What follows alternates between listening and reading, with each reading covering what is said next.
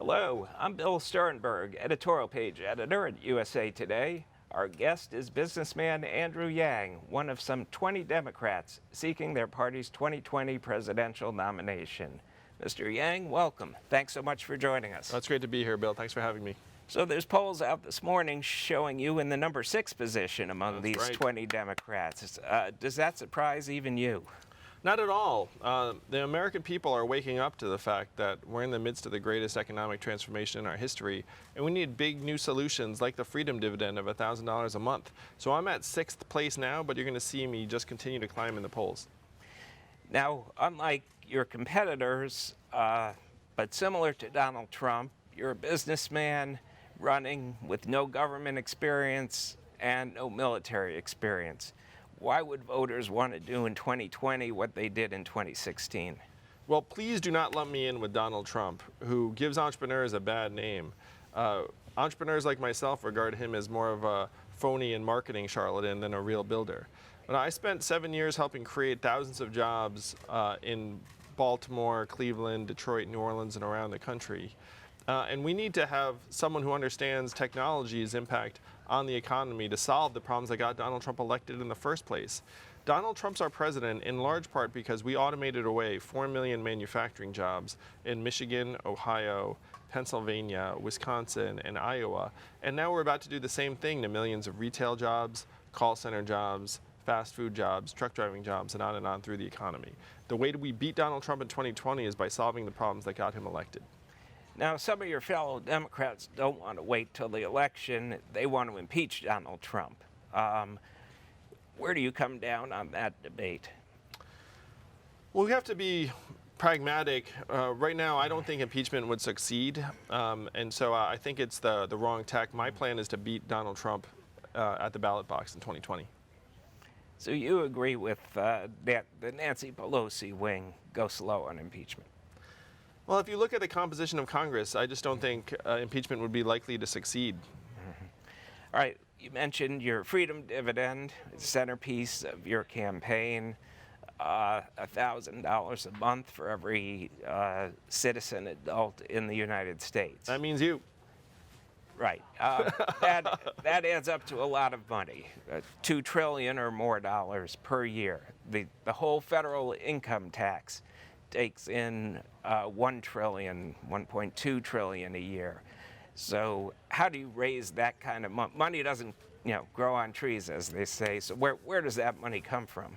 Well, if you look around us, who are the biggest winners in the 21st century economy? Amazon, Google, Facebook, Uber. Amazon alone, trillion-dollar tech company that's closing 30% of our stores and malls, paid zero in taxes last year. So of course you're going to have trouble paying for something if a trillion-dollar tech company is paying zero in taxes. If we give the American people our fair share of every Amazon sale, every Google search, every Facebook ad, every robot truck mile, we can easily afford a dividend of $1,000 a month for every American adult. And you would do that through a value-added tax? Yeah, we need to take a toll every time these companies are moving value around. They're very, very smart. They're very good at shifting their earnings through Ireland and avoiding paying taxes. But ultimately, those taxes get passed on to consumers.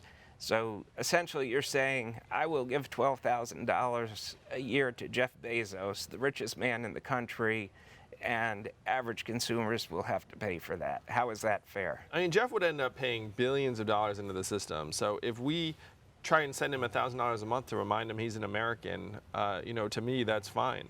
But my plan would increase the buying power of 94% of Americans. And they instinctively know this because I'm trying to put $1,000 a month directly into their hands. The other argument you hear against this is that the American ethos is always built on self-reliance. You don't work, you don't get paid. How would this not undermine that ethos? One state has had a dividend for almost 40 years. It's a deep red conservative state. It was passed by a Republican governor, and that state is Alaska. In Alaska, they're getting between $1,000 and $2,000 a year, no questions asked, in oil money. And what I'm saying to the American people is that technology is the oil of the 21st century. What we're doing for Alaska with oil money, we can do for everyone in the country with technology money. This is what we should be getting as the shareholders of the richest democracy in the history of the world. So that raises $800 billion a year. That still leaves a gap of well over $1 trillion.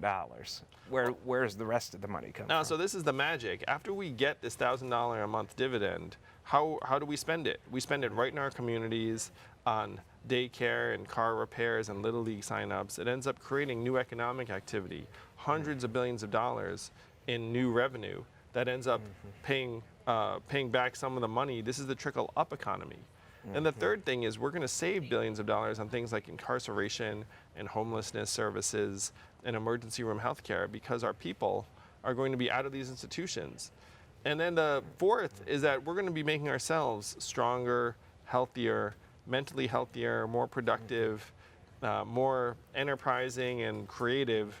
And one study showed that just by alleviating poverty, we would increase our GDP by $700 billion a year just based upon better health and education outcomes for us. Didn't we hear some of these same arguments about the Trump tax cuts? Well, if you look at the numbers of the Trump tax cuts, the majority of those savings went directly to shareholders in the form of buybacks. Only 6% went to workers. So my system's in many ways the reverse. 100% of it's going to go straight to us, and then it's not going to get trapped in the corporate web because the companies are very good at keeping the money. And no money to non-citizens or prisoners, correct? Well, as soon as you come out of jail, then you'd be entitled to your dividend, and that would help people help keep people out of jail. And I'm all for a path to citizenship, but yes, you do need to be a citizen to receive the dividend. Beyond that, are you concerned? You've been up on the debate stage now. What kind of experience has that been? And are you concerned that the overall message that the Democrats are sending has been so far left they are going to hurt themselves in Pennsylvania, Ohio, Michigan, Wisconsin, the battleground states that will determine this election? Well, there is a natural dynamic that builds up in a primary, but I think the American people can tell what each candidate is about, and that there are a lot of people around the country are very disillusioned with Donald Trump and are looking for an alternative. So I believe the Democratic nominee will prevail over Donald Trump. Okay. And that's going to be me. The candidate is Andrew Yang. His book is The War on Normal People. Mr. Yang, thanks again for joining us. Thanks, Bill. It's a pleasure to be here. Hey, thanks for watching. If you like this video, check out these other videos from USA Today to stay up to date with all the latest news.